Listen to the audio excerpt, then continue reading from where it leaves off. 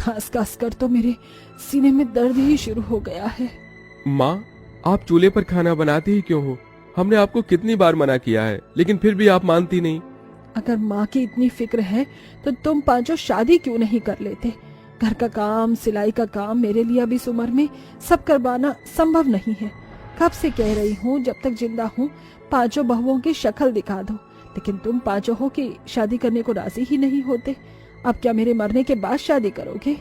अरे माँ, ऐसा मत कहो, आपको तो हमारी भी उम्र लग जाए। आप यही चाहती हो ना कि हम पांचों भाई शादी कर लें? तो ठीक है, आप जिससे कहोगे हम उससे शादी कर लेंगे, वो भी जल्द से जल्द। सच्ची? ये तो बहुत अच्छी बात है। मैं आज ही पंडित जी से कहकर तुम पांचों के लिए लड़कियां ढूंढवाना शुरू कर देती हूँ और जल्द से जल्द तुम पांचों की शादी कर देती हूँ। फिर मुझे अपने पोता पोती के साथ भी तो खेलना है।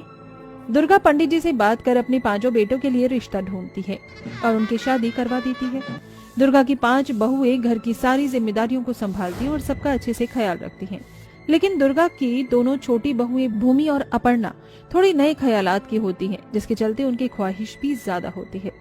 मैं आपसे कब से कह रही हूँ कि मुझे वो बनारस वाली साड़ी दिला दीजिए, लेकिन आप हैं कि हर बार मुझे मना कर देते हैं। भूमि, तुम तो घर के हालात जानती हो ना। हम भाई मेहनत मजदूरी करके अपने घर का खर्च चलाते हैं। ऐसे में तुम्हारी दिन पर दिन बढ़ती इन ख्वाहिशों को पूरा करना मेरे लिए आसान नहीं है। थोड़े दिन रुक जाओ, मैं तुम्हें साड़ी दिला दूंगा। फिलहाल तो मैं काम पर जा रहा हूँ। जब से शादी करके आई हूँ तब से रुकी हुई तो हूँ। वहीं दूसरी तरफ तुम्हारी ये रोज रोज की किचकिच से मैं परेशान हो चुका हूँ और मुझे घर का खर्चा भी देखना होता है। ऐसे में मैं तुम्हारे लिए तुम्हारे इन महंगे सामानों को कहाँ से लेकर आऊंगा? मेरी हिम्मत मारी गई थी जो मैंने इस घर में शादी कर ली। अब सबकी सब पुराने ख्यालातों के हो, इसके चलते मुझे परेशानी होती है। अरे एक टीवी ही तो लाने को कहा था, वो भी आपसे लाया नहीं गया। दुर्गा अपनी दोनों छोटी बहू की आदतों से अच्छी तरह वाकिफ थी। कहीं ना कहीं दुर्गा को भी अपनी दोनों बहुओं के लिए बुरा लगता था, लेकिन वो भी जानती थी कि ये सब करना उसके बस की नहीं है। दुर्गा सिलाई का काम करती थी और सिलाई के मिलने वाले पैसों को जोड़ के रखती थी। ऐसे ही 1 साल बीत जाता है और दुर्गा की 5 बहू की शादी की पहली सालगिरह होती है। माँ जी, हमें आशीर्वाद दीजिए ताकि हम सदा सुहागन रहें। मेरी बहुओं, मेरा आशीर्वाद तो सदा तुम पांचों के साथ है। अब जल्द से जल्द मेरे सोने आंगन को बच्चों की किलकारी से भर दो। और हाँ, ये लो, मैं तुम पांचों के लिए अपने हाथों से गर्मा गर्म इमरती बनाकर लाई हूँ। माँ जी, ये सब तो ठीक है, लेकिन हमारी सालगिरह का तोहफा कहाँ है? अपर्णा बहू, मेरे पास इतने पैसे नहीं थे कि मैं तुम पांचों के लिए तोहफा ला पाती, लेकिन मैं तुम पांचों से वादा करती हूँ कि तुम पांचों के लिए मैं कुछ खास लेकर आऊंगी। लेकिन क्या माँ जी, आप क्या ही हमारे लिए लेकर आओगी? आप तो ठहरी पुराने ख्यालातों की, जो भी लाओगी अपनी तरह पुराना ही लाओगी। भूमि, क्या यही तमीज है माँ जी से बात करने की? भाभी, आप तो चुप ही करिए। आप तीनों को आता होगा एडजस्ट करके रहना, हम दोनों से ये नहीं होता। इतना कहकर अपर्णा भूमि वहां से चले जाते हैं। अपर्णा और भूमि की बात सुन दुर्गा को बहुत बुरा लगता है, लेकिन वो उनसे कुछ नहीं कहती। दुर्गा मन ही मन ये ठान लेती है कि अब वो अपनी पांचों बहुओं के लिए कुछ न कुछ खास तो लाकर ही रहेगी, वो भी नए जमाने का। माँ जी, आप कब से सिलाई करने में लगी हुई हैं? ये लीजिए, थोड़ा खाना खा लीजिए। खाना खाने बैठूंगी तो काम कैसे पूरा कर पाऊंगी? एक काम कर, तू मेरे लिए 1 कप चाय बना दे। इस ठंड के मौसम में तेरे हाथों की गर्मा गर्म चाय पीकर तो शरीर में फुर्ती आ जाएगी और मैं दुगनी तेजी से अपना काम कर पाऊंगी। दुर्गा बहन जी, मैंने जो आपको अपने पोते के लिए स्वेटर दिया था वो बना या नहीं? अरे हाँ बहन जी, आपके पोते का स्वेटर तो मैंने पहले ही तैयार कर दिया था, ये लीजिए। अरे वाह, ये स्वेटर तो काफी सुंदर लग रहा है, ये लीजिए आपके पैसे। दुर्गा दिन रात मेहनत करके सिलाई का काम करती है और पैसों को इकट्ठा करती, वहीं दुर्गा की पांचों बहुएं पेट से हो जाती हैं, जिसके चलते अब दुर्गा को सिलाई के साथ साथ घर के सारे कामकाज भी करने पड़ते थे।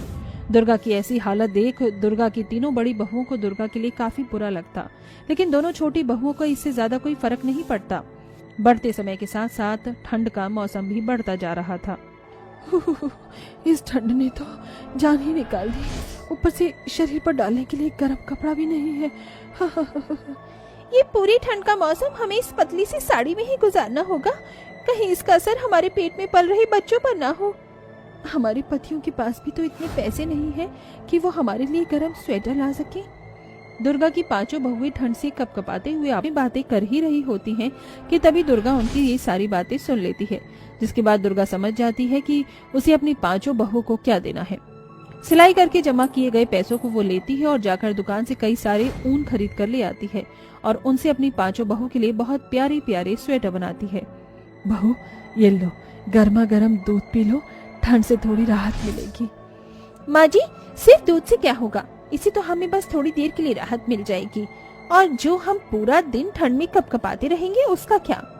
बहू तुम यही रुको, मैं तुम पांचों के लिए कुछ लेकर आती हूँ। ये लो। माँ जी, इसके अंदर क्या है? खोलकर देख लो, खुद ही पता चल जाएगा। इसके अंदर तो स्वेटर है, और ये स्वेटर कितने ज्यादा प्यारे हैं, ऊपर से कितने गर्म और मुलायम हैं। लेकिन ये तो काफी महंगे दिख रहे हैं, आपके पास इन सब के लिए पैसे कहाँ से आए?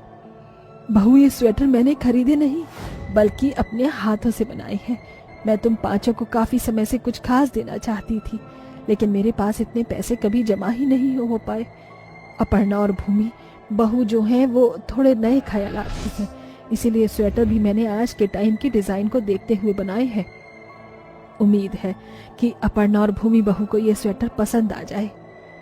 माँ जी, आपने दिन रात मेहनत करके पैसे जमा किए और उन पैसों से आपने हमारे लिए इतने प्यारे स्वेटर बनाए।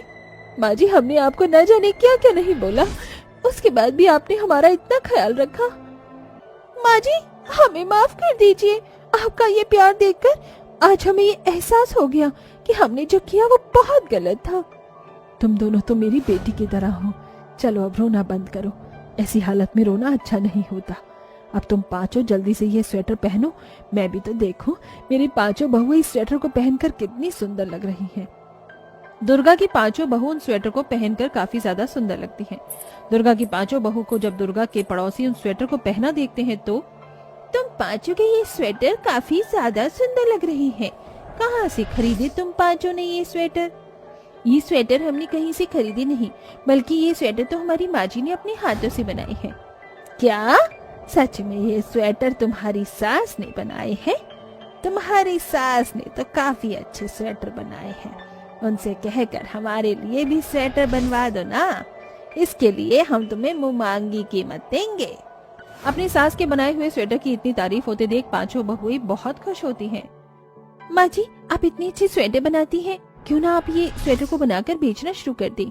एक स्वेटर मार्केट में कम से कम 1000 रुपए से कम नहीं बिकेगा, इससे आपकी बिक्री भी अच्छी होगी और घर के हालात भी धीरे धीरे ठीक हो जाएंगे। इसमें हम भी आपकी मदद करेंगे।